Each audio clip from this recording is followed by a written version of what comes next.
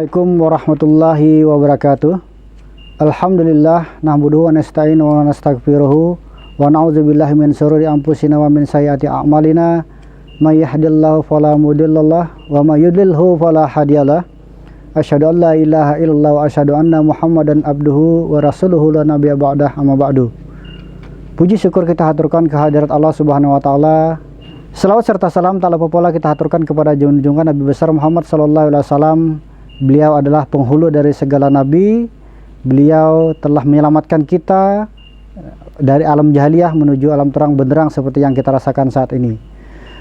Para pemirsa Nabila Prop Official yang berbahagia, dalam kesempatan kali ini kita mencoba mengupas sedikit terkait dengan waktu.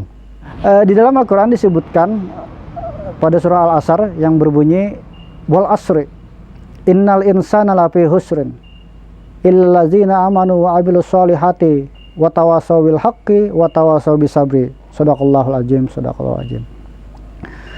Yang artinya kurang lebih wal asri demi masa. Kemudian pada ayat kedua disebutkan innal insana lafi husrin, sesungguhnya manusia itu di dalam kerugian. Jadi tanpa pandang bulu bahwa semua manusia yang disebut dengan manusia itu semuanya dalam merugi. Nah, kemudian dilanjutkan pada ayat berikutnya ilal ladzina amanu wa amilus solihati wa tawasaw bil haqqi wa tawasaw bis sabri. Kata Allah Ta'ala, ada orang-orang yang tidak merugi. Siapakah dia? Yaitu orang-orang yang beriman kepada Allah Ta'ala dan orang-orang yang selalu melakukan amal soleh, dan mereka saling sehat menasihati dalam kebajikan, dalam hal kesabaran juga. Nah, itulah orang-orang yang beruntung di dalam ayat ini. Nah, kemudian di dalam hadis Rasulullah disebutkan juga iqtanim khamsan qabla khamsin, jagalah 5 perkara sebelum datangnya 5 perkara.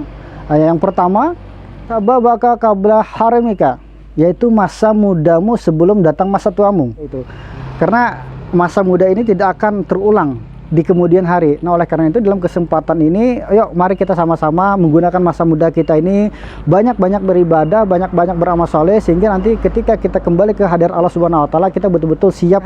Yang kedua adalah wasehataka qabla sakamika, yaitu masa sehatmu sebelum masa sakitmu. Nah, jadi ketika kita sehat itu betul-betul digunakan untuk beraktivitas yang memang itu betul-betul tujuannya untuk ibadah lillahi ta'ala. Ya, banyak hal yang bisa kita lakukan terkait dengan kesehatan jasmani, ya, bisa kita melalui lewat puasa sunnah Senin Kamis, bisa dengan cara berolahraga, ya, dan banyak hal yang bisa kita lakukan untuk bagaimana menjaga kondisi fisik ini supaya tetap sehat terus.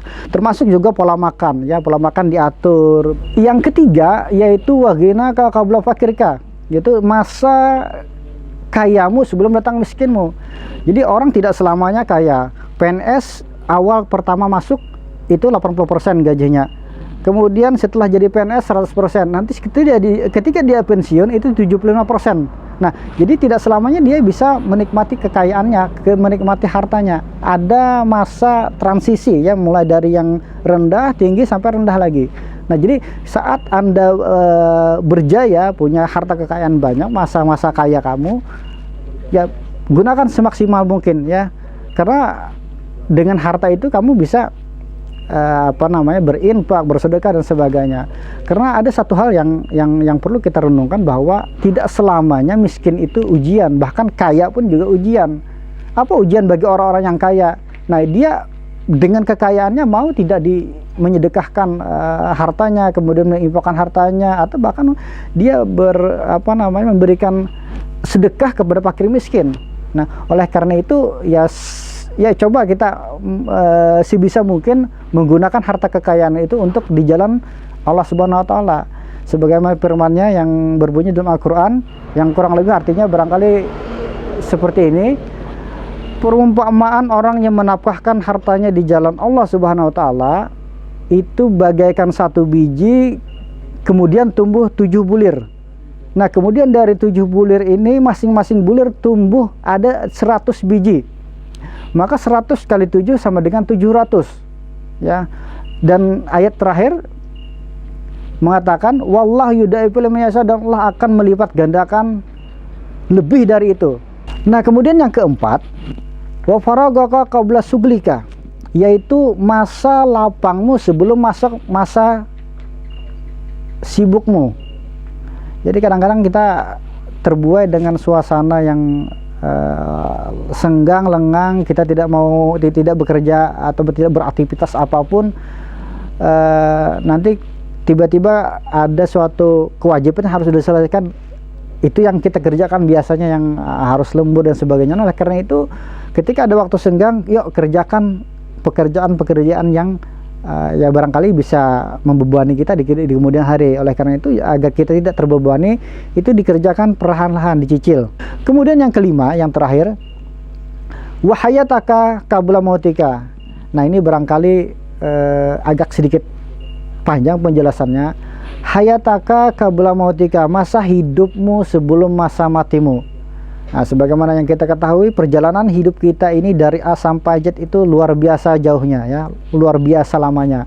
Mulai dari alam barzah, dalam alam rahim, dalam kandungan ibu kita, kemudian alam dunia yang seperti kita tempati sekarang ini, kemudian nanti berikutnya alam kubur.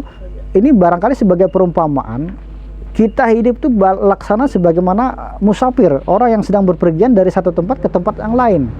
Nah, tentunya orang yang berpergian ini harus mempunyai bekal. Jangan sampai berpergian dari satu tempat ke tempat lain tidak memiliki bekal.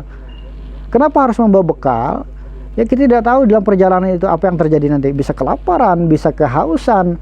Nah, oleh karena itu, dalam kesempatan ini, selama kita di dunia ini, yuk mari bersama-sama kita mencari pahala sebanyak-banyaknya.